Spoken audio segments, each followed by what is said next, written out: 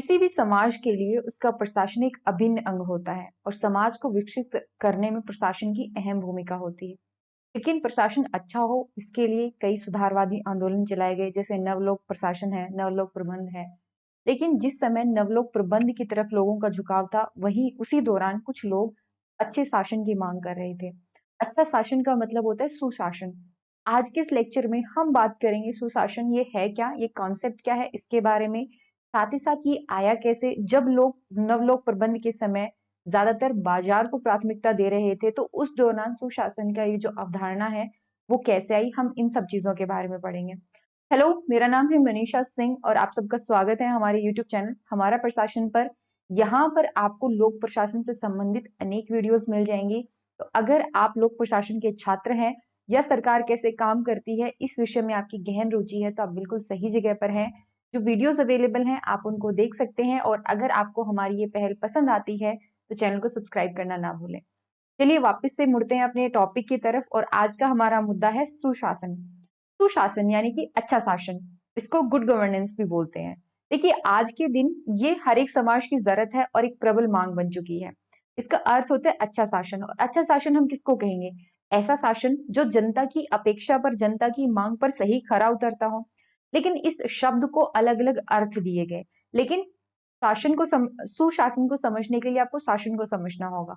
जैसे एक अच्छा शासन हो जो लोकतांत्रिक पद्धति पर हो। जैसे लोकतंत्र को, अब एक एग्जाम्पल के तौर पे हम लेके चलते हैं। जैसे नॉर्थ कोरिया है, नॉर्थ कोरिया को लोग पसंद क्यों नहीं करते? वहां की शासन पद्धति के अनुसार वहां पर जो राजा है या जो उनका लीडर है, एक प्रकार से वो क्या, एक निरंकुश तंत्र दर्शाता है। निरंकुश तंत्र मतलब सिर्फ राजा की ही मांग चलती है, लीडर की ही जो मनमर्जी होती है वो चलती है। जनता का कोई कंट्रोल नहीं होता उसके ऊपर। वहीं अगर हम बात करें लोकतांत्रिक देश की, तो लोकतंत्र में जनता की मांग को ज्यादा अहमियत दी जाती है, जनता की पसंद को ज्यादा अहमियत दी जाती है। तो हुआ ये कि 1990 के दशक में विश्व बैंक सुशासन की अवधारणा को वापस से समाज में लेकर के आया। ऐसा नहीं है इससे पहले था नहीं, सुशासन के बारे में कभी किसी ने जिक्र नहीं किया। आप अगर पुराने टेक्स्ट को देखोगे, पुरानी किताबों को देखोगे, इवन जो एंशियंट टाइम में है वहां पर भी सुशासन की बात हुई है। लेकिन आधुनिक काल में विश्व बैंक की जो रिपोर्ट थी 1992 की, गवर्नेंस एंड डेवलपमेंट रिपोर्ट, वहां पर सुशासन की अवधारणा वो और भी ज्यादा अच्छे से उन्होंने बताई। इस रिपोर्ट के अनुसार शासन क्या होता है? सत्ता प्रयोग करने के वे तरीके हैं जो कोई देश अपने सामाजिक आर्थिक संसाधनों के प्रबंधन में प्रदर्शित करता है। देखिए, शासन हम किसको कहते हैं?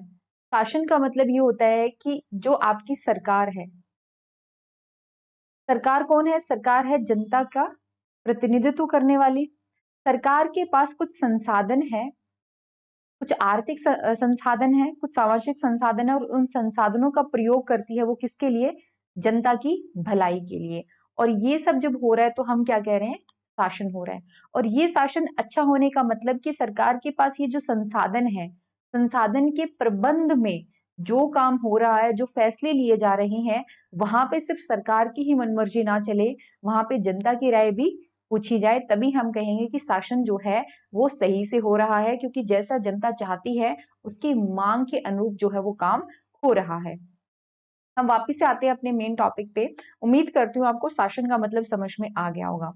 तो शासन होता कैसा है? देखिए, पहला तो होता है कि सत्ता का स्वरूप कैसा है, यानी सरकार कैसी है। क्या वो एक प्रजातांत्रिक सरकार है, सैनिक है, यानी मिलिट्री रूल है जैसे म्यांमार के अंदर था, या फिर निरंकुश तंत्र है जैसे हम नॉर्थ कोरिया की बात करते हैं।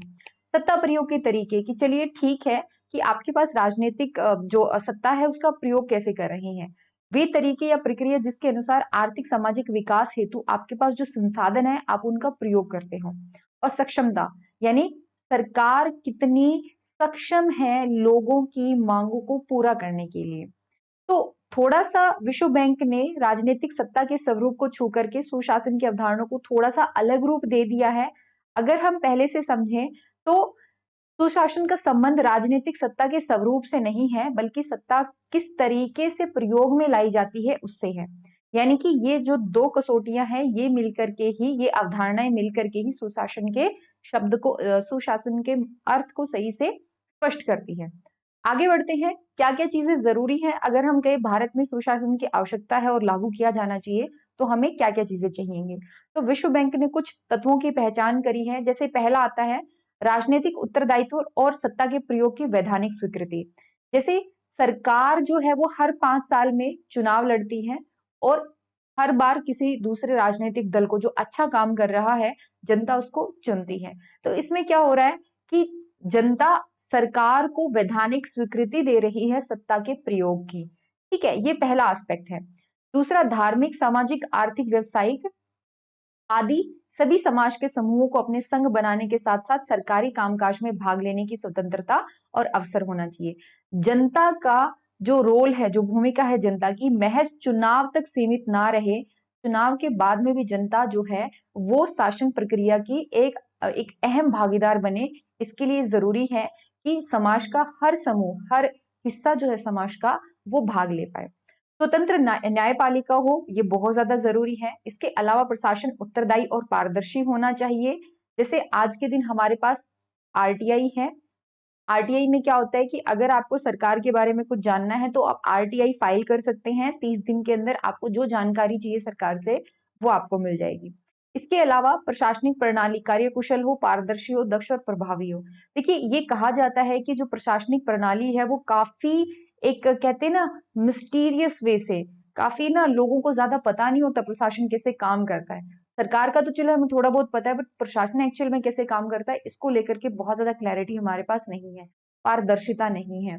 तो पारदर्शिता लानी पड़ेगी, तभी जाकर के सुशासन जो है वो स्थापित किया जा सकेगा। इसके अलावा सरकार और समाज के मध्य निरंतर सहयोग स्थापित हो, ये जरूरी है। लोक नीति निर्माण, निर्णय प्रक्रिया, सरकारी कार्यों के निष्पादन पर जन नियंत्रण हेतु सूचना का अधिकार और अभिव्यक्ति की स्वतंत्रता मिले। जनता के पास आज के दिन आरटीआई है। आरटीआई मतलब सूचना का अधिकार है, और साथ ही साथ जनता के पास ये स्वतंत्रता भी है कि वो अपनी बात सरकार के सामने या मीडिया के सामने वो रख सकती है। अभिव्यक्ति की स्वतंत्रता भी उसके पास है। तो ये भी सुशासन का एक इंपॉर्टेंट जो है एलिमेंट है, तत्व है। तो इन सारी चीजों से एक बात तो स्पष्ट हो जाती है कि सुशासन वह आदर्शात्मक प्रशासनिक स्थिति है जिसे शासन को प्राप्त करना है, एक अच्छा शासन हो। ठीक है, तो इसी दौरान एक चीज और आप याद रख के चलिए कि जिस टाइम जो दुनिया है वो नवलोक प्रबंध की बात कर रहे थे, नवलोक प्रबंध मीन्स, अगर मैं शॉर्ट में कहूँ, एनपीएम की बात कर रहे थे, उसी दौरान आपको ध्यान होगा 1992 में ऑसबोर्न और गैबलर की जब किताब आई थी उसके बाद में नवलोक प्रबंध जो है वो अपने पीक पर पहुंचा था। उसी दौरान जो है वो सुशासन की अवधारणा जो है चल रही थी। तो ऐसा नहीं है पहले ये आया फिर ये आया, ऐसा नहीं है, दोनों एक साथ चल रहे हैं। जिस टाइम पे बाजार को ज्यादा प्राथमिकता दी जा रही है, उसी टाइम पर बची खुची जो सरकार है, एक तरीके से कह सकते हैं, बची खुची तो नहीं, बट हाँ ये कहा गया कि सरकार जिस तरीके से काम कर रही है उसमें जनता की भागीदारी हो, सरकार ज्यादा पारदर्शी हो, प्रशासन ज्यादा पारदर्शी हो, कार्यकुशल हो, न्यायपालिका स्वतंत्र हो और आम आदमी को ज्यादा अधिकार मिले, तभी जाकर के सुशासन की अवधारणा जो है वो ज्यादा कारगर हो पाएगी। चलिए, इसी के साथ हमारा लेक्चर खत्म होता है। अगर आप हमारे लोक प्रशासन के नोट्स खरीदना चाहते हैं तो आप बिल्कुल खरीद सकते हैं, पीडीएफ फॉर्मेट में आपको नोट्स मिल जाएंगे। इसके अलावा अगर आपको कोर्स या फिर टेस्ट सीरीज में इंटरेस्ट है, आप चाहे यूपीएससी के लिए तैयारी कर रहे हो, पीसीएस के लिए, नेट के लिए, तो आप बिल्कुल हमारे नोट्स परचेज कर सकते हो। या फिर आपने मान लीजिए बीए के लिए आपने सोचा है नोट्स परचेज करने का, या फिर बीए में एडमिशन लेने का आपने सोचा है, एमए में सोचा है, और उस टाइम आपने चूज किया है कि मैं लोक प्रशासन से पढ़ाई करूं और आपको प्रशासन के बारे में कोई जानकारी नहीं है, आप अपने सवालों के जवाब ढूंढ रहे हैं, तो आप बिल्कुल नीचे दिए गए नंबर पर आप एक बार जरूर कांटेक्ट करके अपने सवालों के जवाब ढूंढ सकते हैं। कॉन्टेक्ट डिटेल है 9896859767, व्हाट्सएप कर सकते हैं या फिर आप हमें कॉल कर सकते हैं। साथ ही साथ टेलीग्राम का जो लिंक है वो आपको डिस्क्रिप्शन बॉक्स में मिल जाएगा, तो एक बार उसको भी जरूर ज्वाइन कर लीजिए। वहां पर आपको लेटेस्ट लेक्चर्स की अपडेट जो है वो मिलती रहेगी। जाते जाते प्लीज चैनल को सब्सक्राइब करना ना भूले। अगर आपको हमारी ये पहल पसंद आ रही हो तो, और जो आप बेल आइकन हिट करते हैं वहां पर आप ऑल जो है वो सेलेक्ट करें ताकि हर एक वीडियो आप तक पहुंचे और कोई भी इंपॉर्टेंट अपडेट आपसे मिस ना हो। चलिए जल्दी मिलते हैं नए लेक्चर के साथ। Till then take care and bye bye.